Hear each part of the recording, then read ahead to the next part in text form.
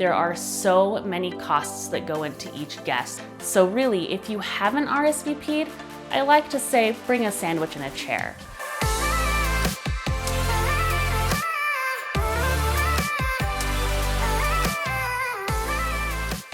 Hey wedding scene, I'm Cari with Idaho Weddings and Events. I hope you really enjoy everything I have to say today. So let's get started.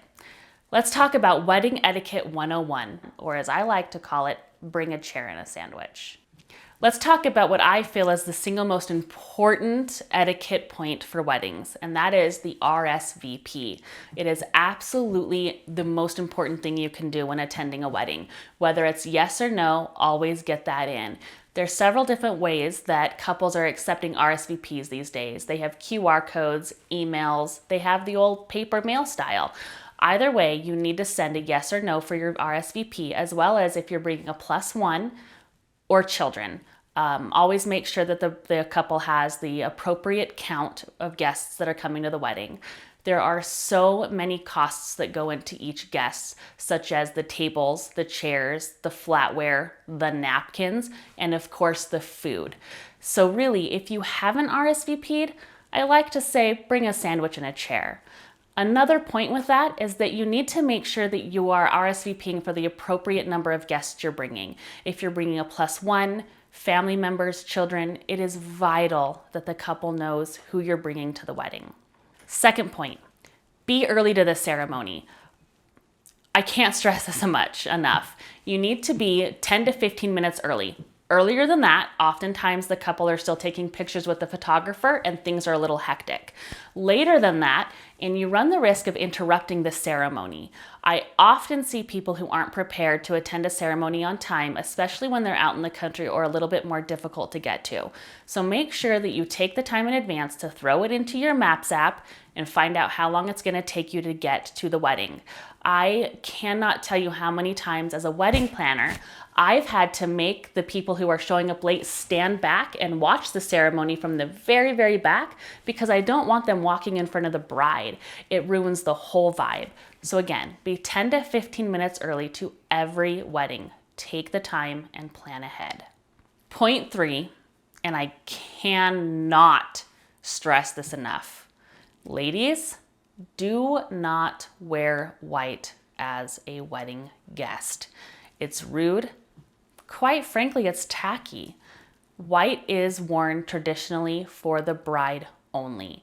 The only exception that I find acceptable is if you're wearing a crisp white shirt with slacks, preferably dark slacks. Let's not do white slacks and a white shirt to get away from the rule. Do not wear white to a wedding. Point 3. On the note of what to wear to a wedding is it's very important to find out what the dress code is. And that's a simple question. You know, if this is a backyard casual wedding, jeans, shorts, a t-shirt, whatever makes you feel comfortable. If this is a black tie affair, in Idaho, maybe it's not super black tie, but you need to make sure that you're dressing appropriately for the occasion. I have a wedding where I'm actually a guest at coming up in a week. And I asked ahead, I said, you know what kind of dress do you want me to wear? Is this more casual or more formal? And she said, thank you so much. I'm so afraid of people showing up in jeans and t-shirts, and I really want this to be a classy event.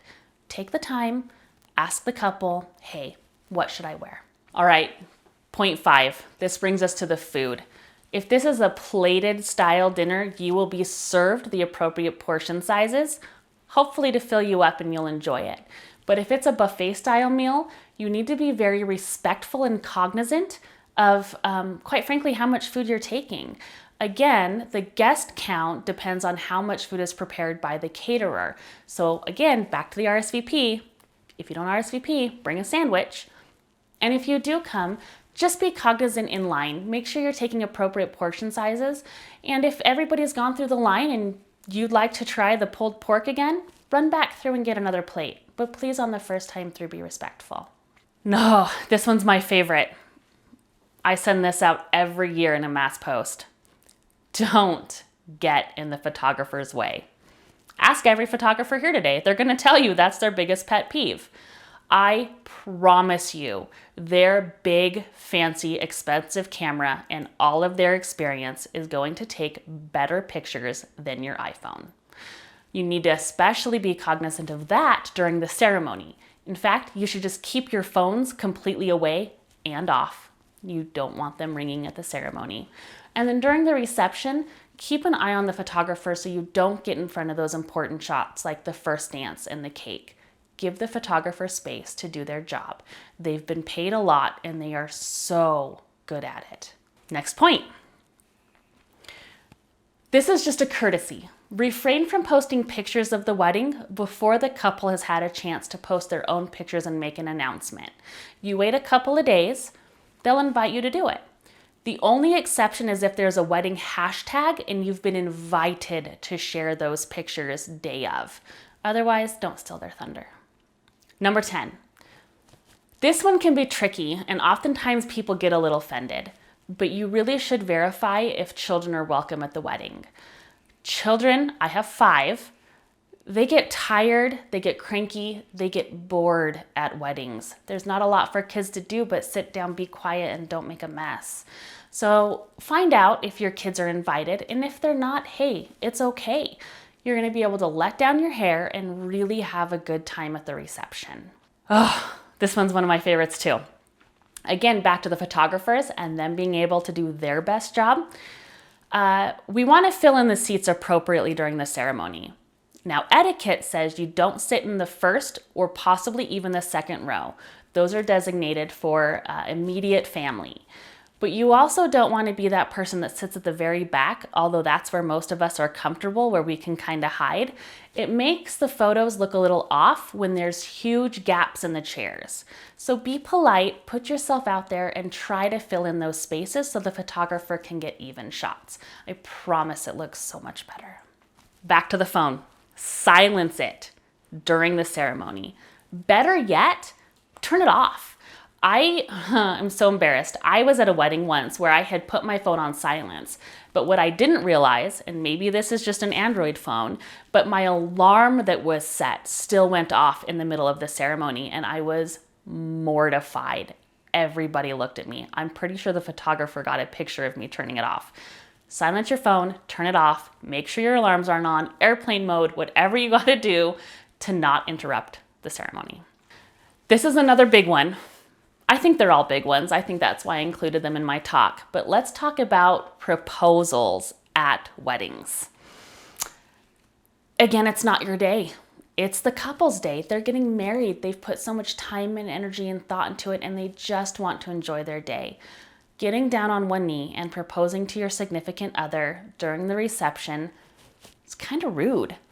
The only exception is if you truly, truly feel like you have that kind of relationship with the bride and groom, and you ask them and you talk to them and pick up on their social cues about whether or not they're actually comfortable with it, or if they're just trying to placate you and be nice. Don't do it. Save that for another day.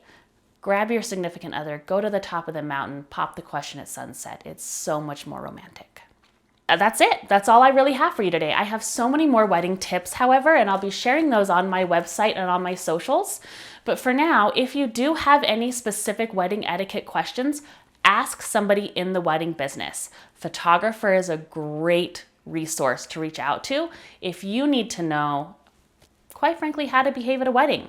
It was really nice talking to you guys all. I hope I get to see you in person next year. And for all of you getting married, congratulations.